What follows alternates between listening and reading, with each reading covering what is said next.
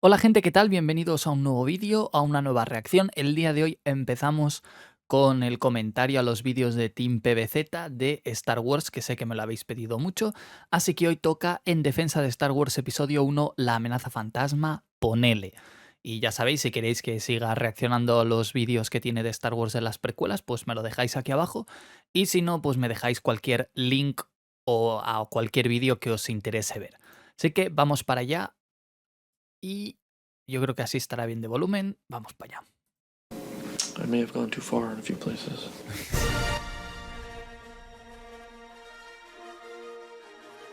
Vamos allá.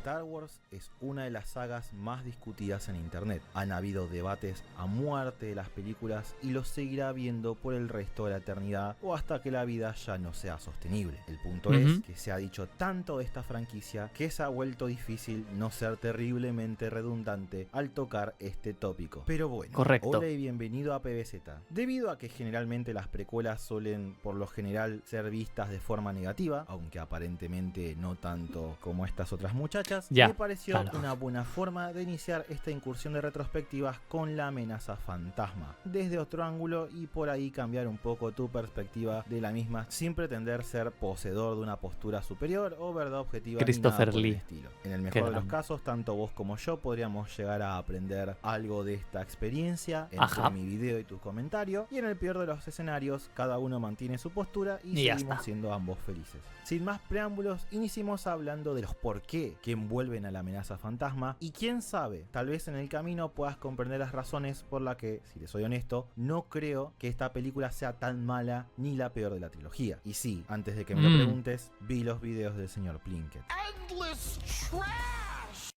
No sé cuáles son esos vídeos. Para mí, antes de que empiece Team PBZ, bueno, en este caso Maki, antes de que diga algo de la amenaza fantasma, para mí sí es la...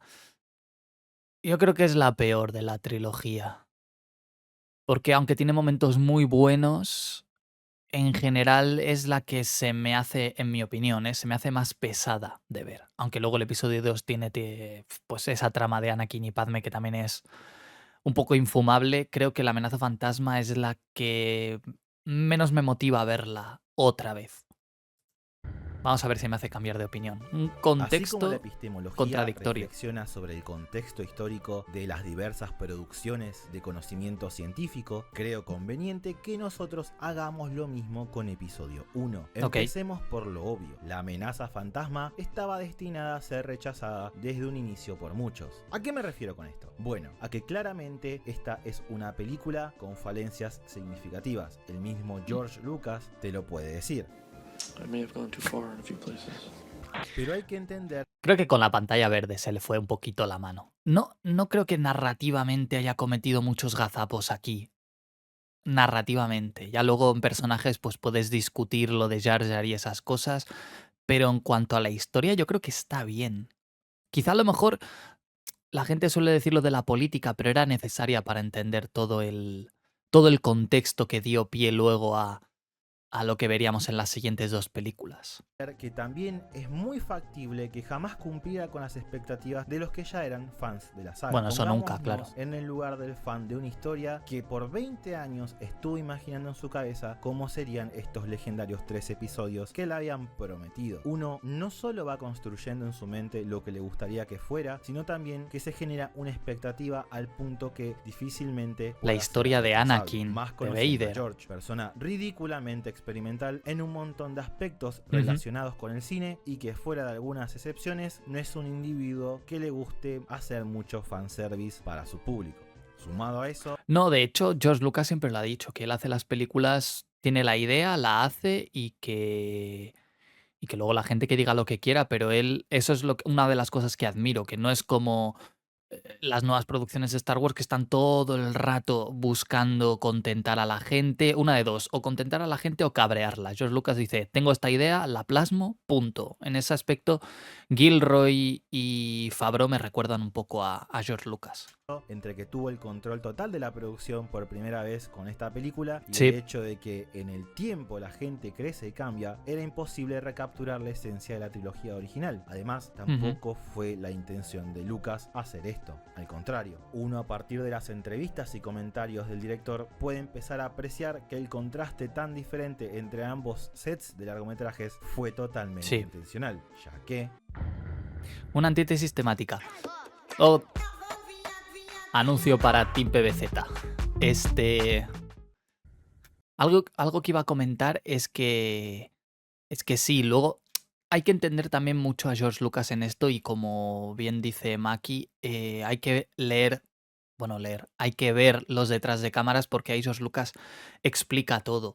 Y lo de que él acumulara toda la responsabilidad, digamos, toda la presión para hacer la película es algo a valorar. O sea, ya lo he comentado alguna vez, el decir no quiero que ninguna productora esté detrás y que me vaya diciendo lo que tengo que hacer, sino simplemente pues tomar el control yo, tomar las riendas y si tengo que cagarla, pues la cago yo, pero contaré lo que a mí me parezca. No como ahora que, pues, para según qué películas, pues los guionistas van y vienen porque les dicen tienes que poner esto. Entonces, puede salir bien, puede salir mal. A mí La amenaza fantasma en general, pues es una película que no me emociona demasiado, pero siempre voy a aplaudir esa actitud por parte de Lucas. Y ya luego hablamos de, no sé si lo sacará a colación, lo de las expectativas que había, si no lo comento ya y luego si no, pues ya lo pasamos. Las expectativas que había con esta película eran muy grandes porque era la historia de Darth Vader. Entonces, claro, la gente se esperaba que ya desde el principio te plantearan a un Anakin quizá más adulto, con dilemas un poco más existenciales, y claro, verte al niño ahí, pues te choca bastante. Y más aún, eso se trasladó a las productoras en un principio cuando George Lucas presentó el guión para ver si alguna le quería apoyar. Todas, en cuanto supieron que era la historia de Darth Vader, todas quisieron, pero en cuanto se dieron cuenta y George Lucas les dijo que era Anakin niño, se echaron para atrás. No sé si eso ya luego motivó a que Lucas decidiera producirlas y dirigirlas él y financiarlas él, pero digamos que no solo por parte de los fans había esa reticencia, ¿no? Que ya incluso los productores y la gente que pone la pasta también cuestionaban bastante esa decisión de empezar la nueva trilogía con Anakin niño.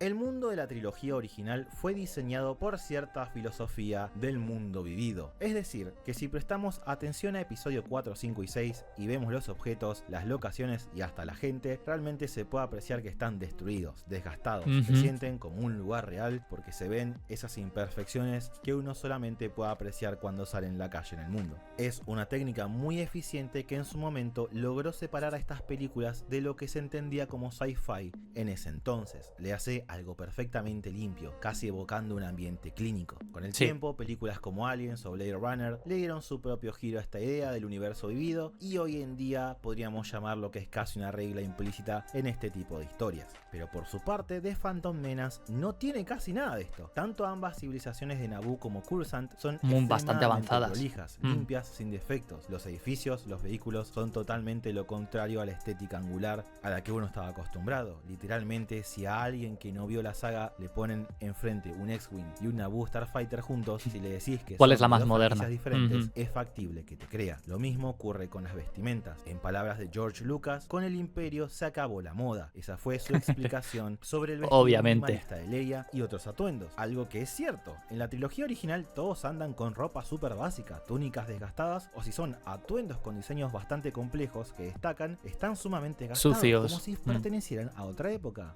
Un diseño como el de la reina Amidala simplemente no no encaja. encajaría en el Imperio Contraataca, Una Nueva Esperanza o El Retorno del Jedi.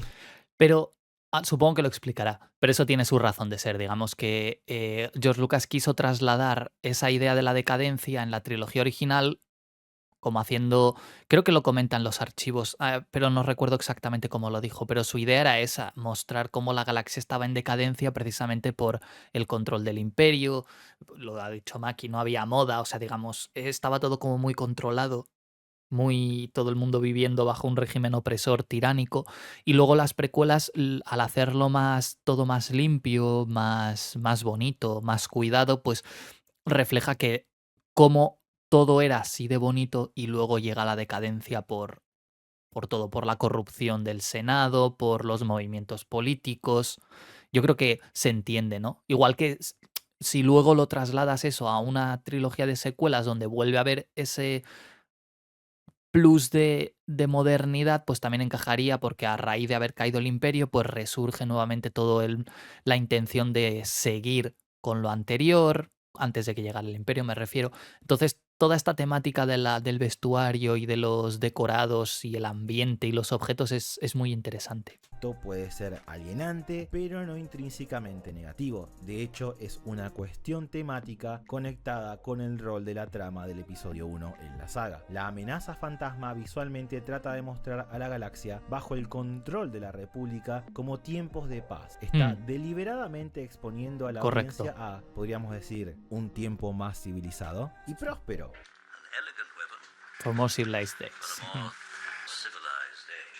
Con falencias claras, pero próspero al fin. Por eso es interesante el contraste con Tatooine. Este planeta, por un lado, debe Bueno, respetar claro, la estética obviamente. del episodio 4 por una cuestión de coherencia interna, pero también Tercermundismo. para comprender la diferencia de vida en un mundo lejos de la República. Claro. Sumado a eso, Naboo en su diseño juega mucho con el lenguaje específico que usa George Lucas en sus películas, tomando influencia de otras cosas, y en este caso porque hay una intencionalidad que afecta de forma importante a la historia. Déjame hacerte una pregunta. A ver. ¿Quién trata la historia de The Phantom Menace? La respuesta es simple. Trata ¿De quién? Anakin no es protagonista en la amenaza fantasma. Podríamos decir que es uno de los personajes principales, pero no es el protagonista. El protagonista es, podríamos decir, incluso Qui-Gon o Padme, pero digamos que la historia de Phantom Menace es de la República, del contexto político. No hay como un foco determinado. Te indica de forma sutil, y no tan sutil, cómo Palpatine ya empieza a actuar ahí. Y obviamente, pues yo creo que digamos que es no sé, ahora estoy hablando de memoria, pero creo que es la única película de Star Wars que no tiene como un protagonista muy, muy definido. sobre Padme y el pueblo de Naboo visto a través de los ojos de dos Jedi, algo dicho por el Correcto. mismo director. Pero el conflicto de Naboo no solo es central para el Me tengo que volver a ver el detrás de cámaras del episodio 1, hace tiempo que no lo veo. Se me han olvidado cosas. episodio 1, sino que es clave para el desarrollo de las precuelas e incluso toda la trilogía original. Es Sí. por eso que las influencias que se toman para crear visualmente este mundo no deben ser interpretadas como meramente estético. Hay toda una cuestión temática de fondo. No es casualidad que muchas escenas de Naboo fueron filmadas en Italia, siendo prácticamente todos los interiores tomados en el Palacio Real de Caserta. Pero además está el tema de que todas las locaciones están basadas en una combinación de diversas arquitecturas mediterráneas, en especial de las helénicas. Y esto se debe a que uno de los pilares principales de las precuelas De la civilización es también. The Fall of the Roman Empire de 1964, una película dirigida por Anthony Mann. ¿De dónde crees que salió Obi-Wan? Rome has existed for 1,000 years. It is time we found peaceful ways to live with those you call barbarians. For over 1,000 generations, the Jedi Knights were the guardians of peace and justice in the Old Republic. Como su Pero yo iré más. Yo voy más allá. Si uno escucha a George Lucas y lo lee, no es que se centre. Que eso es lo que mucha gente todavía no entiende a día de hoy. Lucas no es que coja una película y diga voy a coger este aspecto, coger en el sentido español, ¿vale? No latinoamericano. No voy a tomar esta película y voy a hacer lo mismo, sino que tomo la idea que hay detrás. O sea, la caída de Roma, todo el alzamiento, luego cómo empezó con la democracia, luego empezó con lo del imperio y todo eso, es un ejemplo perfecto de lo que es pues eso, el alzamiento de la república, como también hubo república en Roma, y el alzamiento del imperio más tarde, cuando cayó la democracia y todo eso. O sea, todos los elementos que toma George Lucas de fondo para hacer sus propias ideas están basados en la mitología.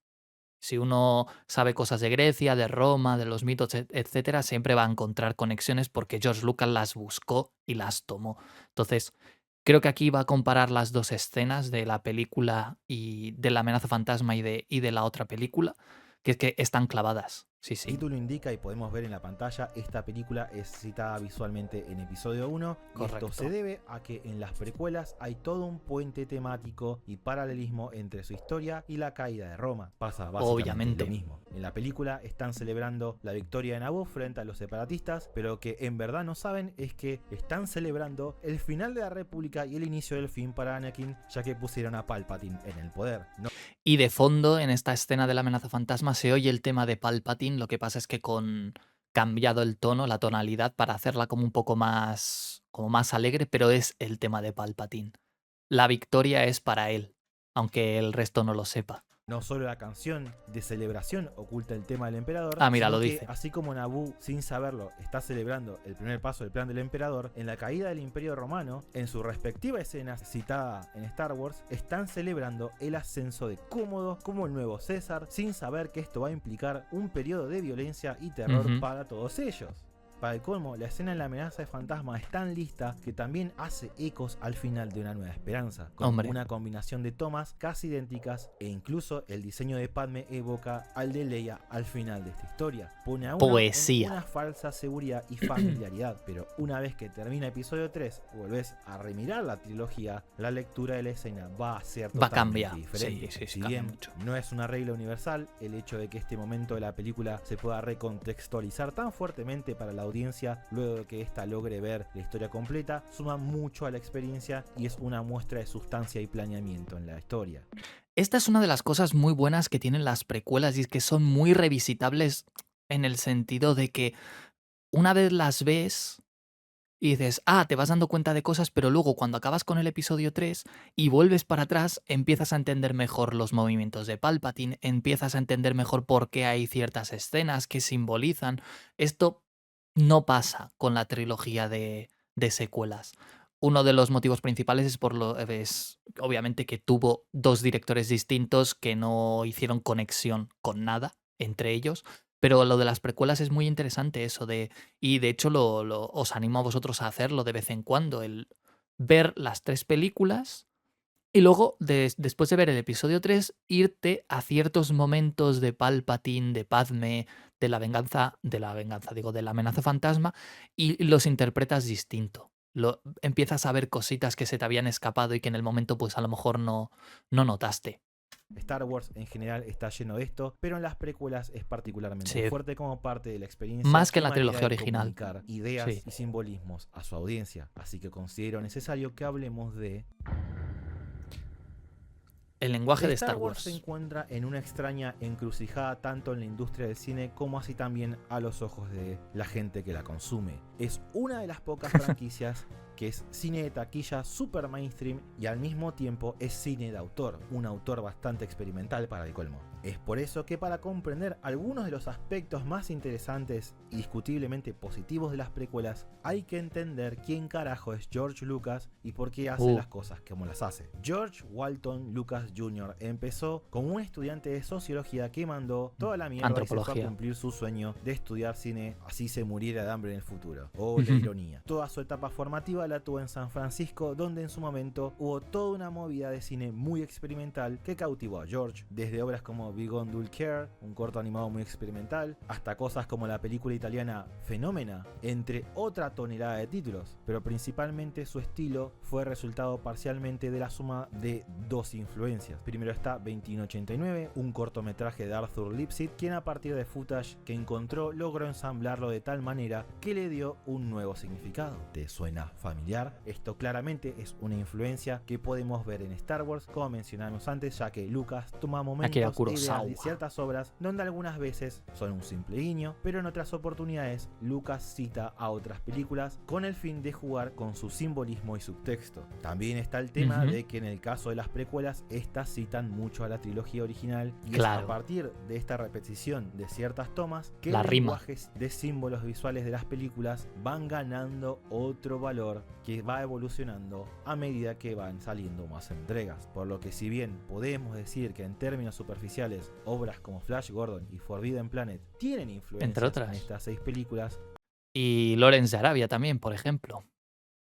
Hay un subtexto de citas mucho más complejas que el de esas obras, algunas externas a Star Wars y otras dentro de la misma saga. Ya mencioné antes la caída del Imperio Romano como la piedra angular de la amenaza fantasma, es el equivalente a la fortaleza oculta de Kurosawa en A New Hope, Sí. pero existen una infinidad de otros ejemplos que influyen a esta obra. Por ejemplo, las películas de Buster Keaton definen en su totalidad al personaje de Jar Jar Binks, como así también Seven Samurai y The Throne of Blood establecen cómo es toda la estética y temática del enfrentamiento final de la película involucrando a los Gungans y los droides. Hay tomas que citan Que son directamente casi de Star Wars, las igual. cuales son clave para conectar ciertas ideas. El hecho de que episodio 1 cierra con Qui-Gon Jinn en un velorio de fuego en un sentido totalmente opuesto a cómo Luke ve a Vader no es casualidad, literalmente establece que al morir el mentor de Obi-Wan fue el momento en el que el ciclo de caída de Anakin comienza, ya que Qui-Gon era lo que Anakin necesitaba en ese momento para poder crecer como un Jedi totalmente diferente y que no cayera al lado oscuro.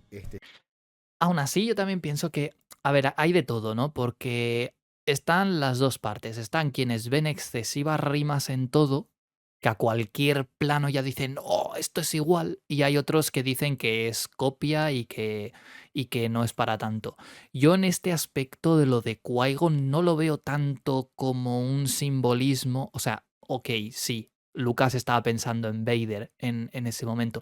Pero yo creo que el mensaje de quemar a Qui-Gon no alude tanto, no, perdón, no evoca tanto a una idea de que Anakin está perdido sin él, que hasta cierto punto sí es cierto, sino más bien que Vader tuvo un funeral Jedi, como lo tuvo Qui-Gon, ¿sabes? O sea, no es que como la amenaza fantasma es lo nuevo, pues eso se basa en lo que se vio en el episodio 6, sino que más bien Lucas está haciendo como dándole más profundidad a lo que se vio ya en las películas anteriores. Como diciendo, a los Jedi se les enterraba así, es el primer Jedi que vemos que muere, entonces se les quema y no sé qué, y se les incinera, como pasó con Vader, como diciendo, Vader murió como un Jedi. Si ya daba esa idea el episodio 6 con esta afirmación, con este argumento usando a Qui-Gon, pues se reafirma todavía más esa idea. Eso es como lo veo yo, ¿eh? No, pero cada uno ahí puede pensar lo que quiera. Este ciclo simbólicamente termina una vez que Vader muere en paz al poder redimirse salvando a su hijo y matando al emperador. Podríamos decir que una escena abre el ciclo y la otra lo cierra. Temáticamente, en este sentido, episodio 1 es la película de las precuelas que tiene una mayor conexión con la trilogía original. Es literalmente el génesis de absolutamente todo. La aparición de Anakin, el comienzo del fin para la República, el inicio del plan de Palpatine e incluso el momento en el que el nacer de Vader se vuelve algo inevitable. Además, esta película tiene mucha responsabilidad, o sea, tiene que... Saber cerrar una historia es complicado, pero sentar las bases para una trilogía con la primera película es muy difícil, porque tienes que ya poner los cimientos y a partir de ahí construir algo. Si los cimientos fallan, todo lo que vayas a poner por encima se va a tambalear.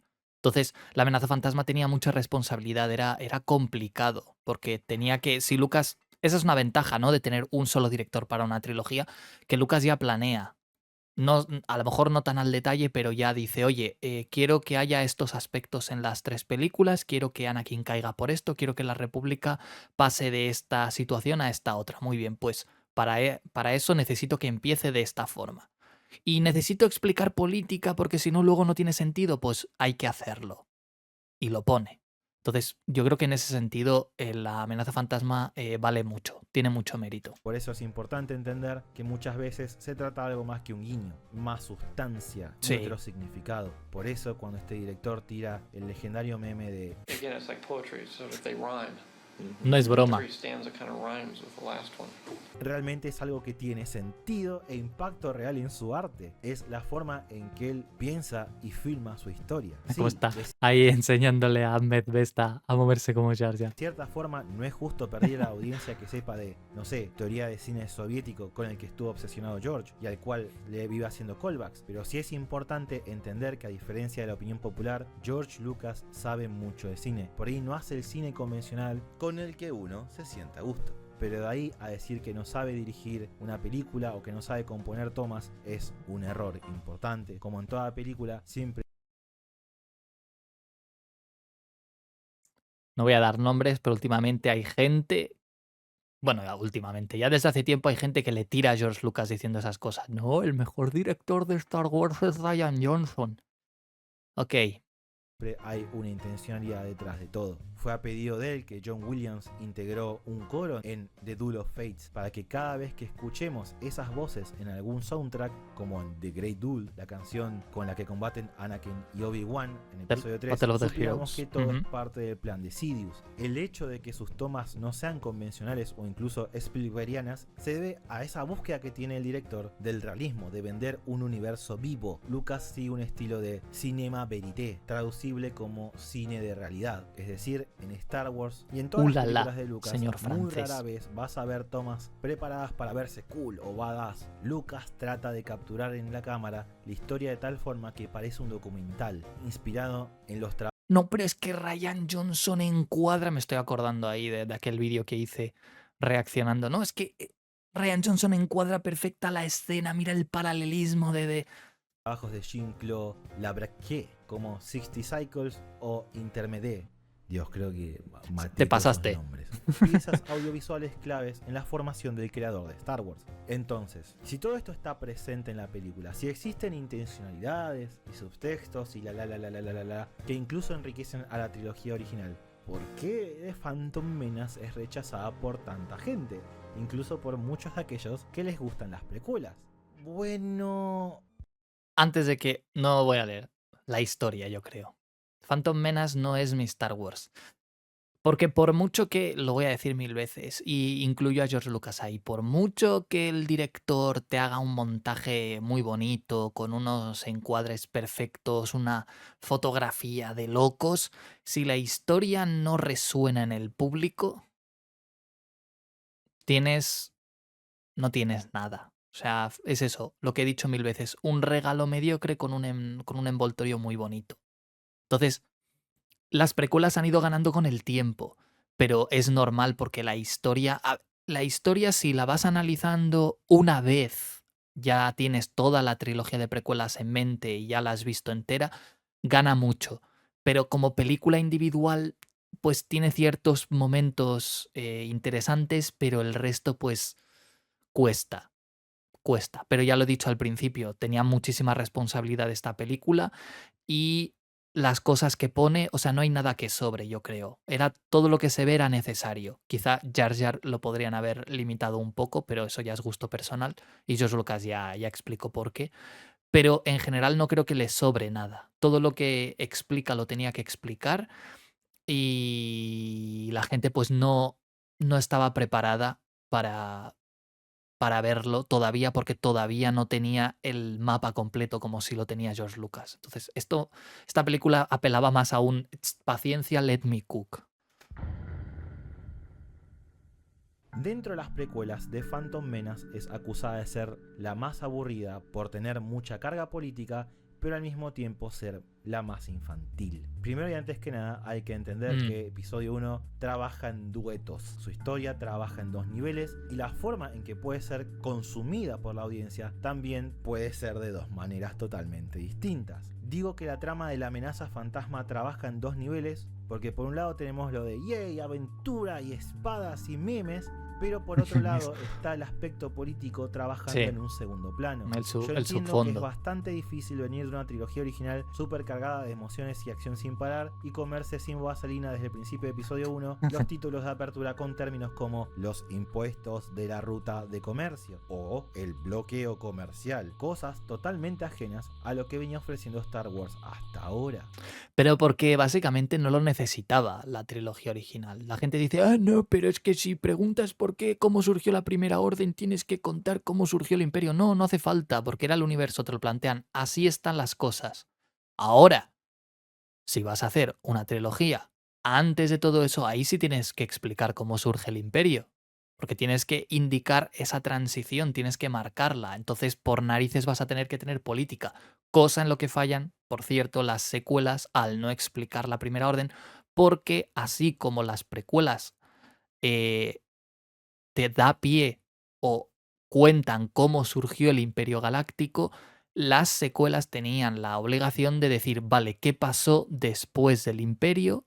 Las cosas cómo están, quién está al mando, y en caso de que haya otra vez el Imperio con otro nombre, pues tienes que explicar por qué o mostrar cómo la Nueva República ha perdido el poder y lo ha vuelto a recuperar los malos en este caso. Pero sí, aquí la carga política era totalmente necesaria y George Lucas era consciente de ello. Además de que tenía la ventaja de que ya tenía las 3 películas para hacerlo desde el principio, mientras que en la trilogía original pues hizo la primera como película independiente y luego ya le surgió la idea o se le dio la oportunidad de hacer otras 2. Pero aquí ya tenía como el contexto ya más o menos pensado y podía repartirlo y encauzarlo ya desde el principio como él consideraba. Pero es importante recordar que las guerras de las galaxias siempre han tenido política. No tan profundo, pero sí.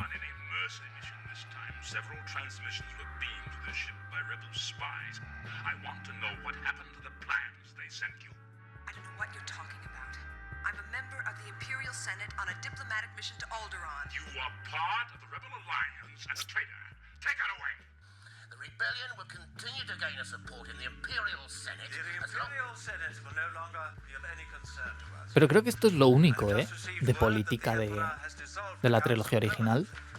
The last remnants of the old Republic have been swept away. It's impossible. Pero nuevamente porque son las primeras películas. Vale, que esta fue concebida como independiente, pero sí hay un fondo, obviamente, cuando tienes que explicar una situación nueva, tienes que dar ciertas explicaciones, aunque sean escuetas, como en este caso. Pero creo que es lo único político que ahora no recuerdo si en el Imperio Contraataca y el Retorno del Jedi hay mención a la política. Porque en el episodio 6 aparecen esos diplomáticos que visitan a Palpatine en la Estrella de la Muerte en la segunda, pero no se dice quiénes son y no hay ninguna otra mención al Senado ni a nada de eso. How will the Emperor maintain control without the bureaucracy? The regional governors now have direct control over their territories. Fear will keep the local systems in line. Fear of this battle station. Si bien en pequeñas dosis, estas simples líneas fueron lo que implicó mucho más sustancia en el trasfondo de la trilogía original, y sin ellas, estos episodios de la saga tendrían algunos de los mismos problemas que las secuelas poseen en relación al contexto político inexistente en la historia. Pero claramente en las precuelas, y en especial en La Amenaza Fantasma, hay un cambio en ese balance de acción política. En estas películas, la acción sigue siendo la protagonista, pero ahora la política tiene Toma un lugar papel más prominente. Sí, ¿Es diferente a lo que uno está acostumbrado? Sí, totalmente. ¿Es algo automáticamente malo? No, para nada. Hay que entender que por un lado el contexto de la producción de La Amenaza Fantasma es totalmente distinto al de la trilogía original. Para 1999 el público más mainstream no solo ya estaba aclimatado a este universo, sino que además al sci-fi en general, habiendo experimentado obras como Star Trek The Next Generation en TV, Buck Rogers, Battlestar Galactica y todo el catálogo de Alien, entre otras cientos de cosas. Esto permite jugar con otros elementos que al principio de haber sido introducidos hubieran alienado a muchas personas en los 70. Es como los y era más normal ser friki. largometrajes de superhéroes. Cuando uno ve la primera película de Iron Man y su nivel de realismo, nunca podría imaginar que 10 años después ibas a ver a ese mismo personaje discutiendo con un mapache medio borracho espacial y que además ibas a disfrutarlo. Acá pasa exactamente lo mismo. Iron Man 2008, peliculón. Si hubieran mostrado al Senado durante la era del Imperio, la película original no hubiera sido el éxito que todos conocemos y posiblemente el proyecto hubiera muerto ahí. Por otro lado, no sé yo, porque depende, o sea, también depende de cómo lo hubieran mostrado, pero digamos que no. Es que es todo, es lo mismo. George Lucas también fue mucho sobre la marcha y se tuvo que poner las pilas en la trilogía de precuelas, por lo que digo, para darle profundidad y explicación y sentido y trasfondo a cómo surgió el Imperio. Pero no sé yo, lo de la política en el episodio 4. Hombre, claro, si hubieras puesto a lo mejor una reunión aquí en el Senado como vimos en Clone Wars, pues sí que te echa un poco para atrás porque es eso, la gente no estaba acostumbrada todavía a este tipo de cosas. Pero no sé yo, si hubiese echado mucho más para atrás. Simplemente no lo necesitaba la película y ya está. contexto de producción y la naturaleza de la historia eran totalmente diferentes al de las películas originales. La trilogía original fue escrita en un periodo sociopolítico muy diferente, una era donde todo era construido con blanco y negro, ellos y nosotros, capitalismo y socialismo. Eran los tiempos de la Guerra Fría y las dualidades antagónicas, donde generalmente cuando uno hacía una historia no se requería demasiada complejidad, ya estaba bien establecido puntualmente en Star Wars qué facción era mala, dieron sutiles pistas al respecto, como por ejemplo explotar un jodido planeta en el nombre de los memes. En las precuelas, al igual que en el contexto geopolítico de su producción, el asunto es mucho más complicado. Es una trilogía centrada en la caída de una república y en el génesis de un imperio. Esto la vuelve una narrativa más profunda, intrínsecamente más compleja e inseparable de la esfera política de este mundo como uno de sus ejes principales a mostrar. Pero a pesar de eso, si hablamos puntualmente de la amenaza fantasma, las escenas políticas son bastante interesantes y no muy complejas. Se trata de ver cómo el aparato burocrático que maneja la república está todo no corrupto permite y eficiencia del gobierno ante tiempos de crisis, cosa que pueden probar al momento de no poder ayudar a Naboo. Todo orquestado por Palpatine para mostrar hay que hacer una debilidad votación del y no canciller, sé puesto qué. que casualmente él quería. Es una propuesta muy potente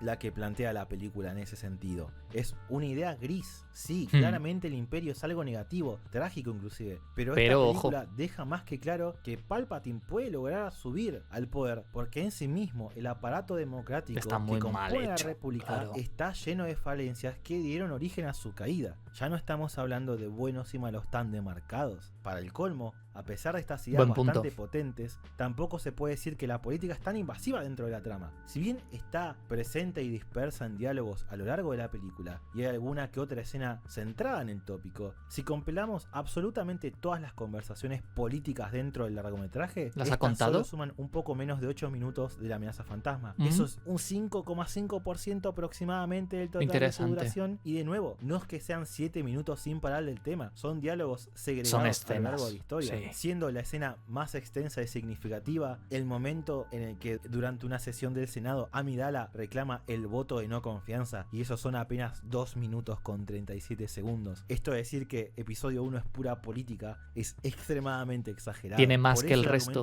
pero esta película es pura política y además es para nenes, realmente no tiene mucho sentido para mí. Todas estas escenas son intercaladas con acción, combates y hasta momentos de crecimiento e interacciones significativas entre los diversos personajes. Para un infante estas escenas son tan cortas que no deberían alienarlo, simplemente las pasa por alto y luego termina emocionado por todo lo demás. O sea, está una escena de acción, el niño está así, le ponen la escena esta que ha dicho que la más larga son 2 minutos, el niño se queda ahí, ¿qué está pasando? No entiendo nada, pero a la siguiente ya le ponen otra cosa que le entretiene. Tampoco es para tanto. Me pasó de chico, de hecho eso le pasó a todos los infantes de mi familia y a muchos de mis amigos de chicos. Más de grande uno recién entiende ahí nivel de la trama y le termina dando a uno... Eso es lo bonito, que tiene, como ha dicho Maki, que tiene ese doble nivel de significado. Al principio, por encima, pues toda la aventura, el tema este de Anakin y toda la historia principal, entre comillas, y por debajo está todo por qué sucede todo eso. Y eso cuando ya creces y eres capaz de entender entresijos políticos, que tampoco es aquí la cosa más compleja del mundo, simplemente corrupción por todos lados, pues te interesa más, te da como ese revisionado como si fuera la primera vez. Como audiencia otra experiencia y otra perspectiva sobre la historia. También está la crítica de su ritmo, de que es una película lenta, citando como argumento la apertura de A New Hope en contraposición a ella. En primer lugar, no toda película puede tener, ni tiene por qué tener, una escena de apertura super mega dinámica como episodio 4. Carajo. Empire, los primeros minutos son de un droide dando vueltas, exposición y ya está. Luke lo ataca una criatura misteriosa y empieza la acción. La amenaza fantasma tarda solo 40 segundos más que episodio 5 en iniciar su acción. También es importante entender que episodio 1 fue diseñada para ser la primera entrega de la saga, para aquellas generaciones venideras después de su estreno, o por lo menos eso es lo que este muchacho quiere. Esto implica que va a requerir más tiempo para establecer e introducir el mundo, por lo que no es casualidad que los primeros 20 minutos de la película son dedicados a que entendamos las habilidades y filosofía de los Jedi. En Una Nueva Esperanza es como acá tenés un desierto que es básicamente tierra de nadie, a lo película de Clint Eastwood, el imperio es malo, los rebeldes son buenos, este arma puede destruir mundos. Y esto es un Jedi, que vendría a ser una especie de monje, pero que también es un mago y un ninja y un samurái. Lo Y es vienen todo. en dos colores dependiendo de si es bueno o malo. Eso está perfecto para el tipo de película Claro. e historia que Lucas quería contar en A New Hope. Pero la amenaza fantasma tiene que hacer mucho más, porque tiene que encapsular un contexto de los tiempos dorados, de las buenas épocas, Lo que he si dicho quiere, antes. que para episodio 2 ya se van a ir desvaneciendo. Ujú. Tiene que además mostrar un sistema político con falencias y sus consecuencias, y ejemplos de problemas que traen dichas falencias. Por otro lado, tampoco basta con la explicación del monje ninja de la cuarta película. La amenaza fantasma requiere mostrar el sistema complejo de la orden, las jerarquías, En su sus esplendor, creencias, las claro. posturas opuestas a sus códigos, porque va a ser un elemento central a criticar en la tesis final de la historia. Ahí está, o sea, hay que mostrar a los Jedi así para entender luego por qué Anakin cae en el lado oscuro. Porque si dicen es que los Jedi no permiten tal, y no te lo han enseñado, pues dices, pues te creo, pero no lo he visto. O sea, no me ha dado esa sensación. Y ya, incluso ya es complicado, que hay mucha gente que sigue pensando que lo de Anakin es un berrinche y tal. O sea, poca política y pocos entresijos en la Orden Jedi me parecen, ¿eh? Si tenemos en cuenta eso. Pero claro, es lo que dice Maki. Necesitas hablar de eso para que la idea de la caída de Anakin tenga sentido. Y nuevamente repito, eso es gracias a que hay un director con una visión general de lo que tiene que explicar en las 3 películas y sabe que tiene que poner ciertos elementos al principio para que luego puedan ser desarrollados. Y por eso digo que la amenaza fantasma también gana en los revisionados. Luego, claro, en mi caso, como ya la he visto 1000 veces, pues ya se me hace un poco cuesta arriba, pero digamos, la vuelves a ver las 3, 4, 5 primeras veces que ves la película, te das cuenta de detalles nuevos. Y vas viendo todos estos y vas viendo, mira, George Lucas ha puesto este detalle aquí, que luego se refleja tanto en la segunda, en el ataque de los clones, como en la venganza de los Sith. Pero repito, es necesario. La construcción del mundo de Star Wars en The Phantom Menace es mucho mayor que en las otras 5 películas, enriqueciendo el mundo y el resto de los episodios, incluso recontextualizando mejor algunas cosas de la trilogía original. El otro aspecto que hace que mucha gente tenga la mentalidad de #NotMyStarWars es el tono. Los niños, el Jar Jar y los yippies, muchos yippies.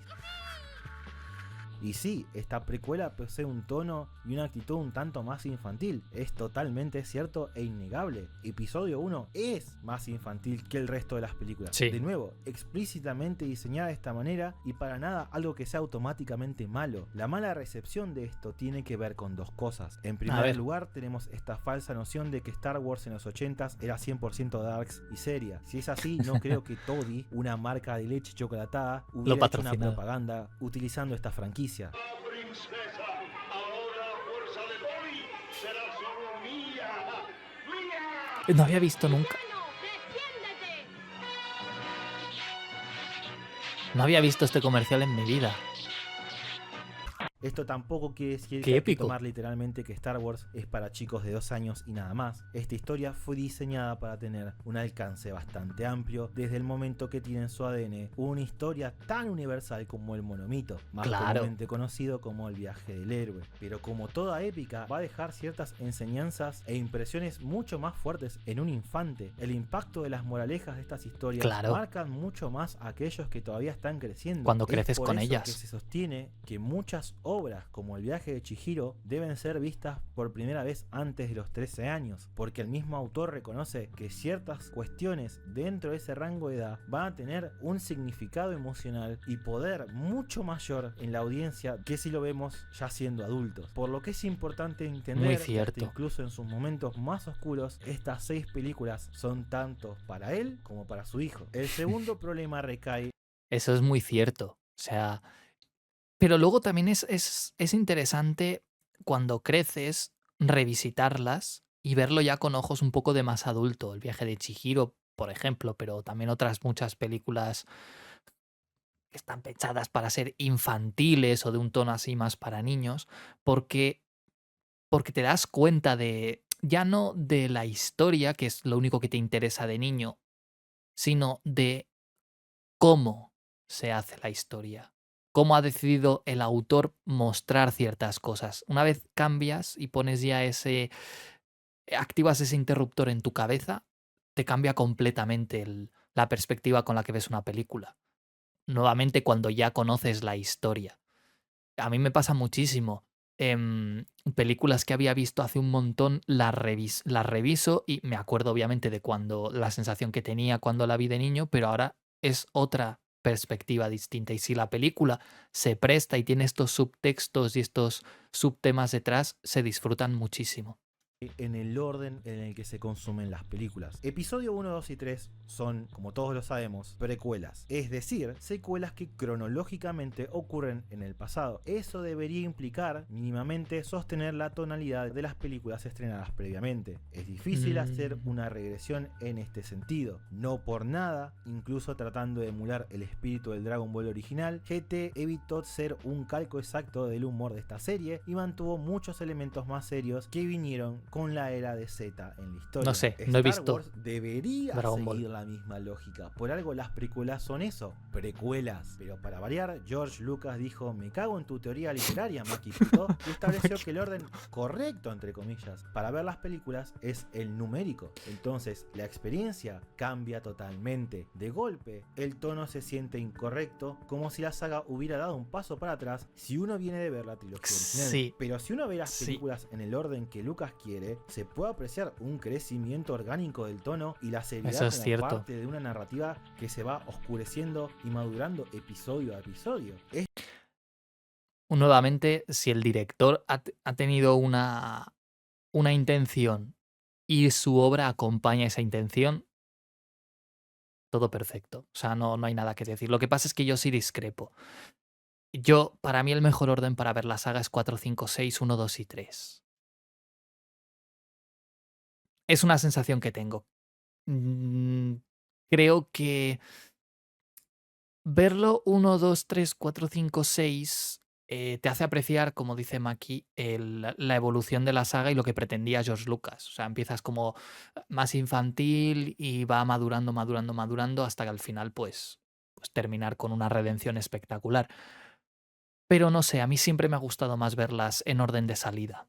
Creo que, no sé, la sensación que te deja al final del episodio 3, sabiendo ya lo que pasa en el episodio 6, es como decir, todo va a estar bien. No sé, es una neura mía quizá, pero a mí me gusta más en ese orden. Pero oye, sí, George Lucas dice explícitamente en una entrevista, Star Wars está pensada para verse de la 1 a la 6, en ese orden. Luego puedes hacer el orden machete o lo que te dé la gana, pero el autor dice eso. Yo he dicho que a mí me gusta más ver originales y precuelas en ese orden. Y ya luego que cada uno haga lo que Esto en definitiva quiera. es una cuestión generacional. Realmente no hay forma de hacer que alguien que vivió primero la trilogía original y años después vea las precuelas no tenga este impacto y rechazo con el tono y estilo de Phantom Menace. Pero es un problema que aquellos que crecieron con la segunda camada de películas No en tienen. general no van a sufrir. Pero lo más importante es entender el porqué de las cosas, más allá de que nos gusten o no. ¿Por qué la amenaza fantasma decide tener ese tono mucho más, entre comillas, infantil? Simple, contraste. Las precuelas cuentan la historia de una tragedia, de un héroe caído, de la muerte de una democracia, donde hasta vemos el asesinato de niños en masa. El episodio 1 no lo vemos, para pero generar un juego de contraste muy fuerte con con el episodio Revenge 3 of the Sith y los subsecuentes episodios, con el fin de hacer énfasis en lo terrible que fue la victoria, en cómo de cambiaron Palpatine, las cosas. creciendo la historia con la audiencia en el proceso. Muy Pero cierto. bueno, a pesar de todo esto, hay ciertas cosas que repelen a parte de la audiencia que tenemos que discutir. A ver, otro ángulo sobre los personajes y elementos de la gran crítica de historia. los personajes de las precuelas es que en contraste con los personajes qué de la facha, trilogía original, Liam Neeson carecen ahí. de carisma y actitud que uno podría encontrar en un Han Solo o una Leia. Básicamente los personajes de las precuelas se sienten estériles, algo que es cierto, aunque tiene sentido dentro de la historia, porque todo gira en torno a los Jedi, una organización dogmática de monjes y políticos. Pero lo que nadie nota, o por lo menos trae a la mesa, es que en el cast de la amenaza fantasma hay dos cartas salvajes y muy emocionales, y una de ellas es Anakin. El Jeepis Skywalker. Anakin tiene un rango de emociones enormes dentro de esta película. Sí. Es cauteloso, explota de felicidad cuando debe hacerlo, se sorprende, es curioso y hasta Inocente. se enoja. El problema del por qué Genuino. uno no se puede vincular tanto con el personaje tiene que ver con la performance de Jake Lloyd. Pero no es culpa de él. Lucas no es Lo el mejor escogió. director de actores del mundo. y a Pero eso lo se le escogió sumó a él. que Jake era un chico de 8 o 9 años. Onda, mirá lo que hacía en el set mientras esperaba Ay, que lo qué llamaran lindo. para grabar. Castillitos. Estaba jugando con arena, es literalmente un niñito. Esto para una filmación implica muchas dificultades. Es muy difícil encontrar actores menores que realmente puedan actuar bien. Literalmente están aprendiendo a hacerlo de trabajo. Es el en trabajo. principio, No claro. todos nacen siendo una Dakota Fanning en La Guerra de los Mundos o un Leonardo DiCaprio en What's Eating Gilbert Grapes. A pesar de esto, es totalmente entendible. Me hace gracia porque esta reflexión que está haciendo Maki, hago yo una parecida en el vídeo que vais a tener este domingo, hablando de las expectativas para Skeleton Crew. Hay momento publicidad. Pero sí, a ver, escogió a Jake Lloyd precisamente por la inocencia que transmitía, porque ese era el propósito del personaje. Lucas, vale, el diálogos y esas cosas, pues no, pero yo creo que escogió bien. Y a Hayden Christensen se le pueden discutir cosas también de ciertos momentos de que dices, no me convence, pero también lo escogió por lo mismo, porque tenía esa aura, esa esencia, esa personalidad que necesitaba para transmitir el personaje de Anakin como adolescente y luego ya como Jedi caído. Porque George lo eligió. La cara de Lucas cuando Jake audicionó lo dice todo. Era todo lo que buscaba y mierda que buscó. Anakin fue el último personaje en ser casteado 5 meses antes de empezar el rodaje. Uno podría hacer la discusión, y muchas veces lo es, de que Anakin debería haber sido introducido ya como un adolescente crecido, No estoy de a como acuerdo. estaba en episodio 2, o por lo menos tener ya unos 13 o 14 años y siendo un Jedi. Y es como que, No. no, es el punto de la historia. Ahí la está. idea, el punto de Anakin en esta película Dilo, es dilo. mostrar a alguien muy inocente. Y no hay nada más inocente que un Un niño. infante con muy buena voluntad que para el colmo en sus orígenes es muy humilde, un esclavo. Y creo personalmente que si hay algo que Jake Lloyd logra hacer Eso creo que lo dibujó Toriyama, el de Dragon Ball. en la película, a pesar de todo, es vender esa inocencia del joven Skywalker. Anakin es un personaje bueno que ayuda a desconocidos cuando los necesita. Tiene un gran que corazón. Tiene sueños de libertad, que posee temores tan fundamentalmente humanos como el no volver a ver a su madre. Todo esto vuelve terriblemente trágico que pasemos de esto Mom, you say the biggest problem in this universe is nobody helps A matar niños. a esto. Es que el contraste es abismal. ¿Qué voy a decir yo si estoy haciendo esa serie de la tragedia de Anakin? Donde hablo de todo esto. Y además, una parte muy, muy chula del episodio 1 que cuenta George Lucas es que, creo que ya lo he comentado alguna vez, la escena en la que Qui-Gon le hace el recuento de midichlorianos, en teoría estaba concebida para ser rodada en un interior. Pero como a Jake Lloyd le encantaba ver las estrellas y se quedaba alucinado porque estaban grabando, creo que era Túnez, y se veían súper bien, pues lo sacó fuera para que de verdad hubiese esa ilusión genuina de niño, de decir, cuando sea mayor visitaré todos los planetas y tal. O sea, son esas cosas que dices, vale, puedes estar más o menos de acuerdo, se puede argumentar, puedes darme tus ideas de por qué crees que Anakin tendría que haber sido ya más mayor en esta película, pero yo creo que la intención de George Lucas es la correcta. Es la correcta. Ahí demostrarte cómo ese niño pequeño tan inocente luego al final acaba pues destrozado y desfigurado y convertido en un asesino y en un genocida.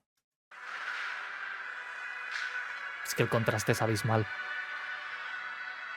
Incluso con todas las falencias de las precuelas, está muy emocionalmente cargado y es terrible el ver la caída de un personaje así. El contraste es muy fuerte. Para mí está muy Dentro bien de esta hecho. historia en particular es muy interesante el concepto del elegido, que por un lado sí le quita a Vader eso de ser un random en el espacio y lo vuelve Jesús espacial, el cual eventualmente vamos a discutir si es bueno o malo, pero Ok. el twist de que resultó más bien ser un anticristo en la historia hace que valga la pena. Juega muchísimo con las expectativas expectativas que hay detrás de ese tropo. El Claro. hecho de ser el elegido es la perdición del personaje y no lo que lo hace prosperar. Acá también se establecen algunas cosas significativas para Anakin. Por un lado, con los pod racers, además de tener una escena súper dinámica, ayuda a justificar de antemano el clímax del personaje en el último acto de la película, pero también nos establece la semilla de esas habilidades que van De lo a ser que un es conflicto Anakin. para el más adelante, el poder ver el futuro, ya que como dice Qui-Gon, la razón por la que Anakin tiene tan buenos reflejos Porque tiene puede que ver anticiparlo. porque la fuerza le permite ver las cosas un poquitito adelante en el futuro, las bases para sus premoniciones en episodios 2 y 3. También establecen sutilmente cómo le afecta trabajar con Watto. El hecho de ser un esclavo de este mecánico le hizo comprender que su supervivencia y prosperidad se dio por su capacidad de reparar cualquier cosa tecnológica. Esto va a ser un problema cuando dicha mentalidad, siendo un adulto, la Ya no trate de sirva. aplicar a situaciones mucho más complejas Las de humanas. su vida, como tratar de evitar la muerte en sí mismo. I can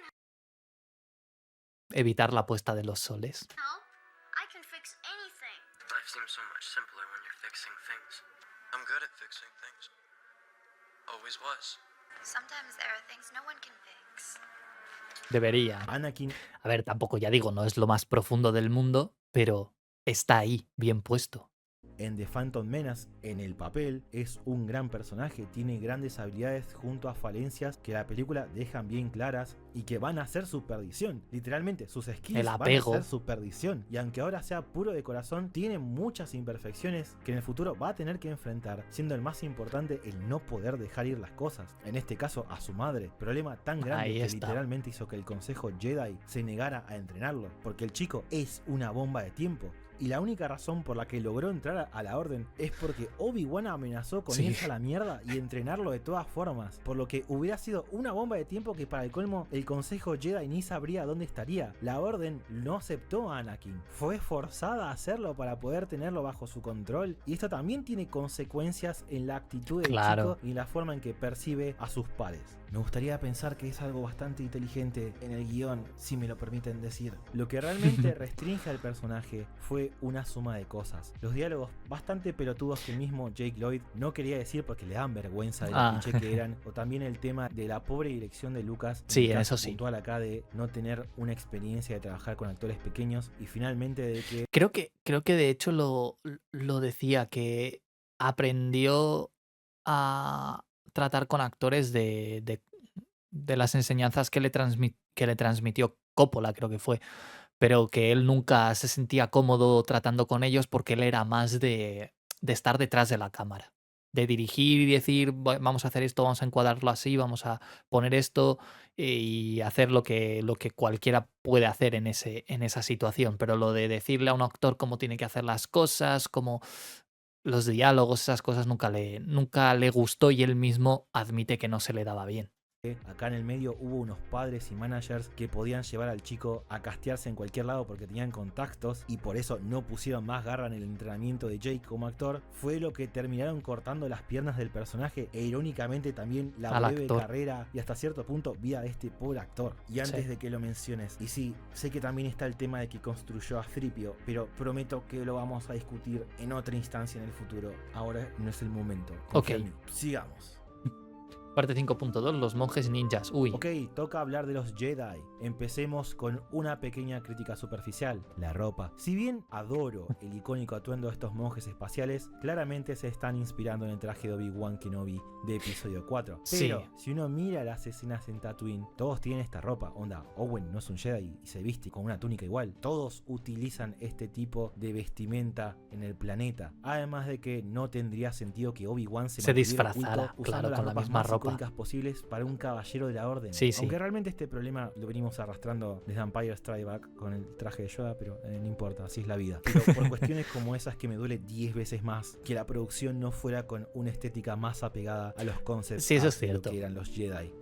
No tiene mucho mira ese sentido. traje, papá. Después está el tema realmente importante que tiene que ver con que están rotos en términos de power levels. Es interesante esto. En las siguientes precuelas sí va a ser un problema más visible, pero puntualmente en The Phantom Menace esta problemática está más en los droides por ser muy débiles y tiene sentido. Se supone que son de primera generación, algo muy experimental y poco sofisticado en este punto de la historia, donde incluso Todavía, uno claro. puede ver en lo que tardan en responder. Ya para episodio 2 son un tanto más avanzados, al punto Están que los empiezan a tener superdroides. pensamientos un poco más independientes. En el contexto de episodio 1 considero que es una buena forma de mostrar a los Jedi como guerreros. Podemos verlos pelear Claro. sin que rebanen a nadie vivo. Recordemos después de todo la Además, intencionalidad del tono de la obviamente. película. Pero además, para alguien que vio la trilogía original, esto es una sorpresa porque en una primera vista genera una gran incógnita. ¿Cómo puede ser que un ejército de estos guachos haya sido extinto por estos robots para episodio 4? Necesito seguir comprando tickets de cine durante 2 películas más. Además, también por una cuestión de drama, están los droidtecas que en esta película presentaban una verdadera amenaza. Están para los rotos, personajes pero Onda. luego- Siempre los evitan y escapan de ellos. El problema real Luego en respecto a Naboo. los poderes que tienen los Jedi es la inconsistencia de estas habilidades. A En ver. la trilogía original es cierto que nuevos poderes se van introduciendo, pero narrativamente tiene sentido, porque Luke es un usuario en crudo y por eso va descubriendo sus Va habilidades aprendiéndolos. poco a poco. Ujú. Además, cada vez que una habilidad sale, de pura suerte, no solo que la vemos utilizarlo de una forma más refinada en otras instancias futuras de la historia, sino que además incluso en algunos casos vemos cómo lo pule con el entrenamiento. Y le Las cuesta. películas muchas veces esto no pasa. Hay habilidades que se van a ir agregando que solo van a durar La en una hipervelocidad. escena y no las vamos a volver a ver nunca más en las 3 películas. En La amenaza fantasma puntualmente estoy hablando del Force Speed. Sí. Es un problema porque en las películas solo es usado en esta instancia y Son esas cosas que te hacen, que no aportan nada y que realmente te preguntas, ¿de verdad era necesario que se fueran corriendo así? O sea, ¿no podían simplemente irse corriendo normal mientras desviaban los disparos? Sí, es como... nuevamente es... ¿Por qué? Pues porque sí, güey, porque puedo, porque ahora tengo pantallas verdes, tengo efectos con ordenador y voy a ponerlo, porque sí. Esa era la explicación de George Lucas. Pero las quejas son esas, son como superficiales. O sea, son como detalles. O sea, es que todas las críticas sean esas, ¿no?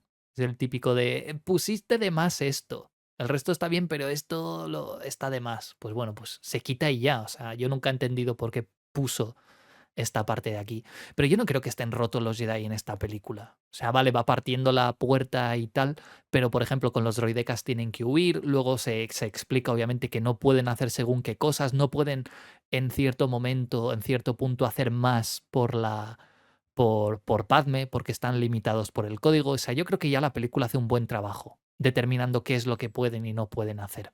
nunca más, y hubiera sido súper útil en el clímax. Bueno, ahora se me ocurre lo del poder de la fuerza de Qui-Gon cuando le hace a Watto eso de los créditos servirán y el otro no, diciéndolo, no, ahí ha habido nerfeo. Dice, soy un doidariano, los trucos mentales no funcionan conmigo. O sea, cuidado. Yo creo que está bien planteado eso. Contra Darth Maul y las puertas láser. Sí, bueno, lo de la Obi-Wan, supervelocidad. teniendo en cuenta esta primera escena escapando de los droidecas, debería haber sido capaz de rushear y estar al lado de Qui-Gon luchando, Claro. pero no lo usó porque la trama lo demandaba. Eso sí es un En error. Hijita, en un cómic explican que No no, no. importa. Esto La película. es algo que la película debería haber justificado dentro de sí misma. No es una cuestión menor. Está vinculada con el cierre final de esta historia, que para el colmo es un evento que es sumamente Crucial. importante para lo que es la saga en general. Por otro lado, la crítica fuente al rechazo a los Jedi tiene que ver con que son bastante distantes y carentes de ciertas emociones y por extensión carisma. Este sobre comparado todo. con personajes como Este. el Obi-Wan o el Yoda de la trilogía original, y ni hablar de Luke. Pero ese es el punto. Los Jedi no son héroes perfectos ni tan idealizados como uno esperaba. Son un dogma religioso. Los Jedi de esta película, no el concepto de Jedi. Pero bueno, ya no voy a decir nada más, que ya los que hayáis visto mi vídeo de analizando a los Jedi si eran héroes o villanos, pues ya lo tendréis claro. Que ha perdido su esencia, se han Ahí está, distanciado ahí está. emocionalmente de aquello que deberían proteger, y de cierta forma esta es una de las causas fundamentales de su perdición. Si bien Palpatine manipuló el asunto, la forma en que esta secta piensa y se maneja a través de su código va En a este aportar momento. mucho a la caída de Anakin, Ujú. al obligarlo a negar sus emociones. Puntualmente en esta película vamos a ver esta superposición de ideas representadas en un joven Obi-Wan con una mirada muy dogmática que carece de la mentalidad mentalidad crítica y más abierta de su maestro. Esto se ve perfectamente en las formas tan diferentes en que perciben al joven Skywalker. Sí. Qui-Gon ve el potencial del chico para hacer el bien, mientras que Obi-Wan, en Desconfía. su mentalidad Jedi tradicionalista, tan distanciada de las emociones, hacen que clasifica al pobre esclavo literalmente como una forma de vida inferior. Y es de hecho por cuestiones como esta que Obi-Wan fracasa como un mentor para Anakin, porque vemos desde el principio que lo entrenó en un camino tradicional que alejó al chico de todo aquello que Qui-Gon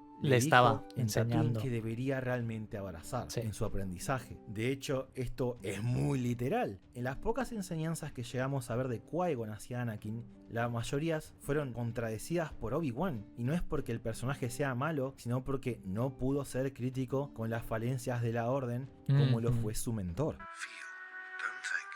Patience. Use the Force. Think. Es más, Bueno, pero...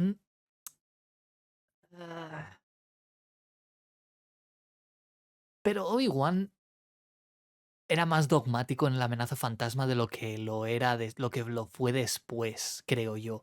Creo que Obi-Wan fue incluso demasiado permisivo con Anakin. Levantó mucho la mano. Tendría, o sea, si lo comparas con otros Jedi como Luminara Unduli o compañía, Obi-Wan era un liberal al más puro estilo de haz lo que te dé la gana. Obviamente le refrenaba, en el episodio 2 se da a entender eso, pero para sentar el conflicto de más adelante del episodio 3 de no confía en mí y todo eso. Pero Obi-Wan no fue tan estricto como debería haber sido. Yo creo que es lo que digo, en la amenaza fantasma Obi-Wan es el punto en el que está más dogmatizado. Luego, incluso ya al final de esta propia película, se rebela contra el consejo. Dice, si no me dejáis entrenar a Anakin, pues me lo llevo yo porque esa es la última voluntad de mi maestro y lo voy a hacer. Una declaración de intenciones de que no es tan tozudo y tan obcecado como en el sentido de obedecer al consejo siempre. los Jedi están tan alejados del camino que han perdido la espiritualidad en sus enseñanzas, reduciendo a la fuerza a un conteo cuantitativo de los midichlorianos. Sí, esta es la función de estas bacterias. Se supone que te tienen que incomodar, se supone que no te tienen que gustar. Refuerzan los errores de los Jedi y sirve como recurso narrativo para establecer Yo creo que es un Anakin tema ya tiene un muy vínculo superado. obscenamente esto. cercano a la fuerza. Es por esto, todo esto, que ante tanto dogmatismo cuantitativo se me hace muy fácil en lo personal apreciar a Qui-Gon Sí, como personajazo. personaje. Sí, Liam Neeson le da un toque de seriedad por lo que no muestra muchas emociones, pero No, el pero personaje la encarga esencia. todo lo que Ujú. Obi-Wan y Yoda van a hacer. En cierto sentido, es como un Luke. No es perfecto. Luke hace amenazas. Qui-Gon hace trampa y trata de manipular a la gente con la fuerza para conseguir lo que quiera, al punto de poner al consejo contra la espada y la pared y decir que le importa 3 carajos que no lo dejen entrenar al chico. Pero aún más importante, tanto Luke como Qui-Gon rechazan el camino del Jedi que le imponen frente a ellos.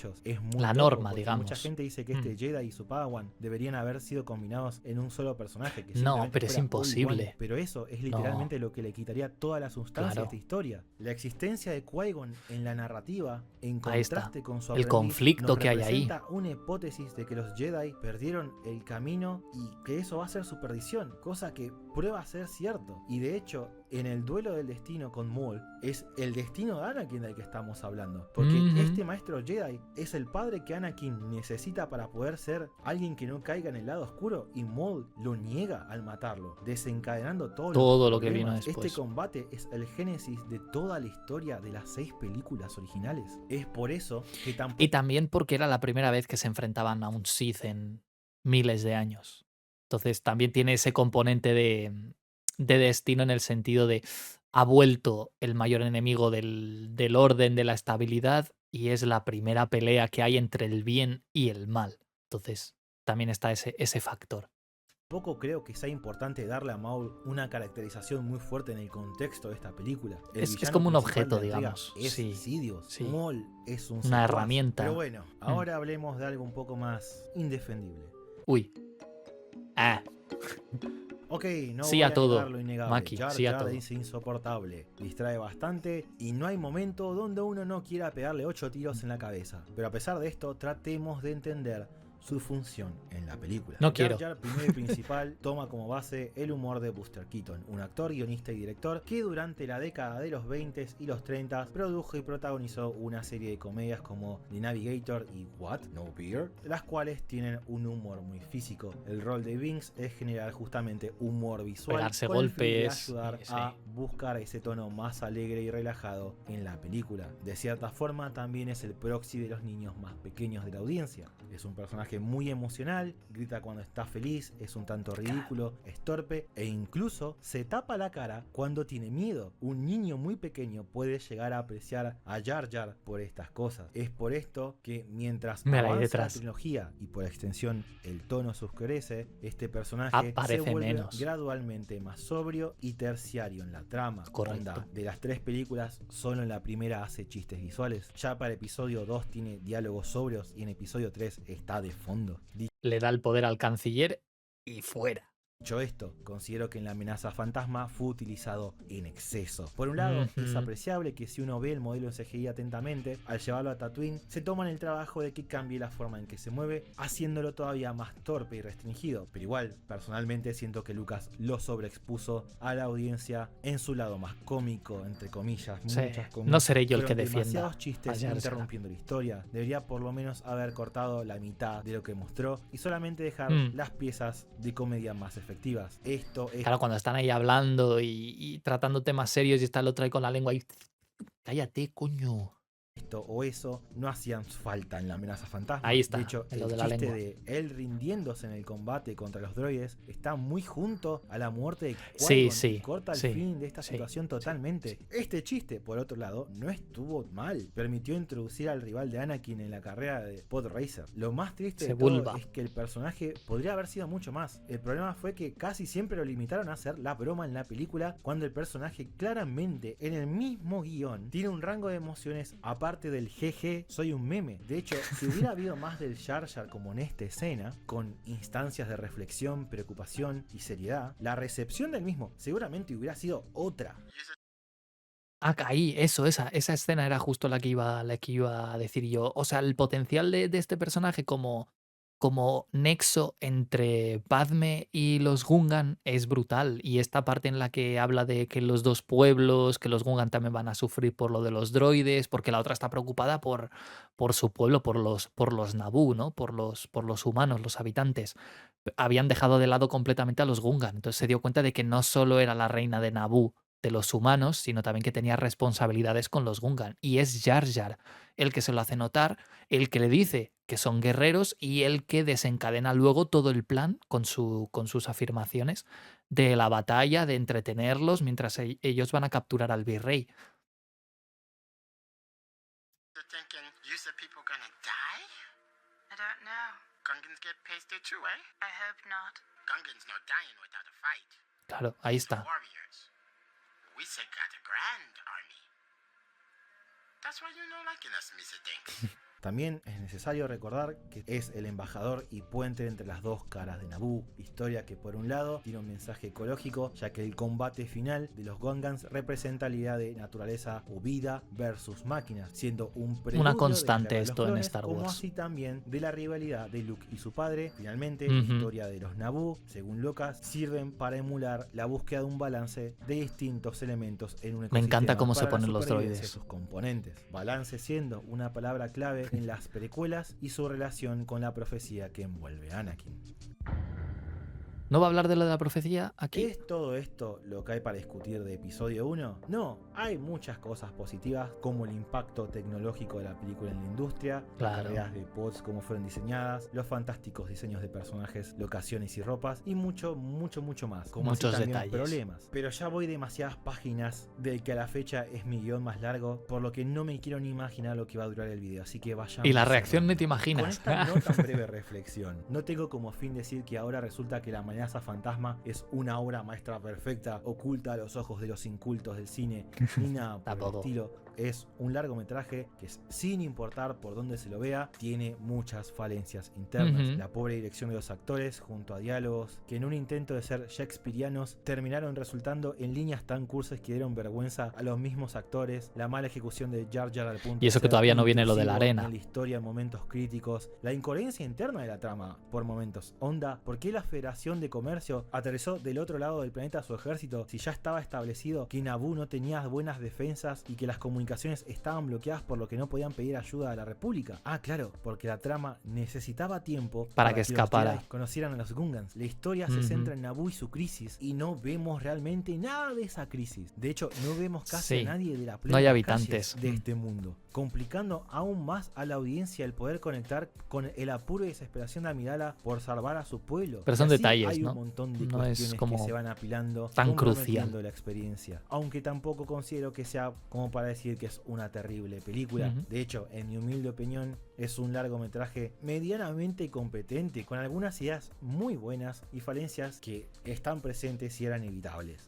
El punto de este video fue intentar comprender y reflexionar el por qué episodio 1 es tan diferente. Tratar de ver con qué fin Lucas tomó ciertas decisiones artísticas. Eso es importante, y qué es lo que realmente estaba tratando de comunicar a través de todos los recursos propios del medio del cine a su audiencia. En un sentido, espero que este video, si no te gusta esta película, te permita apreciar alguna de las ideas y el subtexto muy interesante de ella en su intento por contar una historia diferente y enriquecer Star Wars de una manera distinta.